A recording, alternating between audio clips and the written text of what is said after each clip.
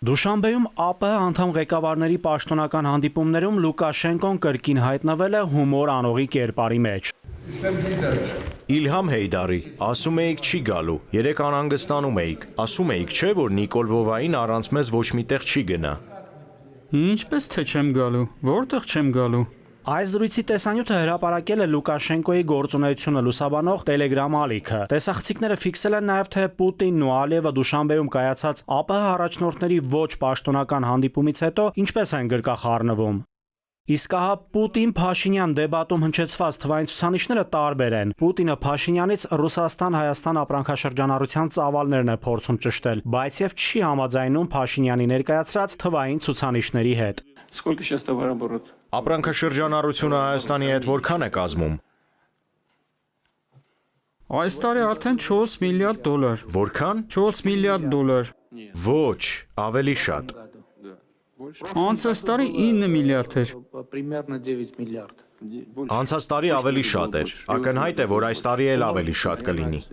Ավելի ուշ Գևորգ Պապոյանը գրառում կատարեց, որ Փաշինյանը ճիշտ թվեր է ներկայացրել, որ նա հրապարակել է Հայաստանի վիճակագրության կոմիտեի թվերը, եւ հետեւաբար ըստ Պապոյանի Փաշինյանի ներկայացրած թվերը ճիշտ են։ ԱՊՀ ղեկավարների նեղ կազմով հանդիպման արդեն Փաշինյանը արձանագրել է, որ երկարամյա հակամարտությունից հետո Հայաստանի եւ Ադրբեջանի միջև խաղաղություն է հաստատվել։ Ըստ Փաշինյանի այդ գործընթացում հիմնարար փաստաթուղթը 1991 թվականի Ալմա-Աթայի հռչակագիրն է եղել։ По итогам мирного саммита, который прошел 8 августа текущего года в Вашингтоне, Վաշինգտոնում նախագահ Թրամփի նախաձեռնությամբ կայացած խաղաղության գագաթնաժողովից հետո նախագահ Ալիևի հետ մենք ընդունեցինք հռչակագիր։ Հայաստանն ու Ադրբեջանն ընդունում են անցյալի հակամարտության չկանխորոշված միավորված ազգերի կազմակերպության կանոնադրությունն ու 1991 թվականի Ալմա-Աթայի հռչակագրին համապատասխան պայծառ ապագայի ուղի նախանշելու անհրաժեշտությունը։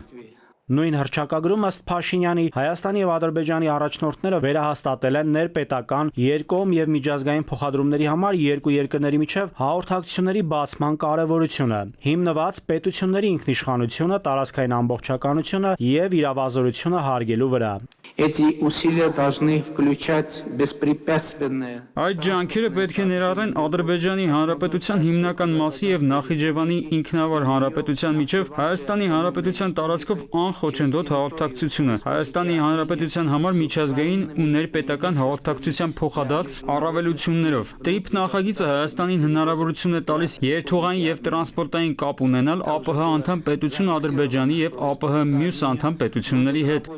Փաշինյանը հայտնեց, որ Վաշինգտոնի գագաթնաժողովից առաջ մարտին Հայաստանը եւ Ադրբեջանը կարողացան համաձայնեցնել փաստաթղթի նախագիծը եւ ըստ նրա դրական արդյունքով ավարտել բանակցությունները նախագծի շուրջ։ В этом контексте стороны Այս փաստաթուղթը եւս հղվում է 1991 թվականի Ալմա-Աթայի հռչակագրին։ Հայաստանը եւ Ադրբեջանը ճանաչում են եւ կհարգեն միմյանց ինքնիշխանությունը, տարածքային ամբողջականությունը, միջազգային սահմանների անձեռնմխելիությունը եւ քաղաքական անկախությունը։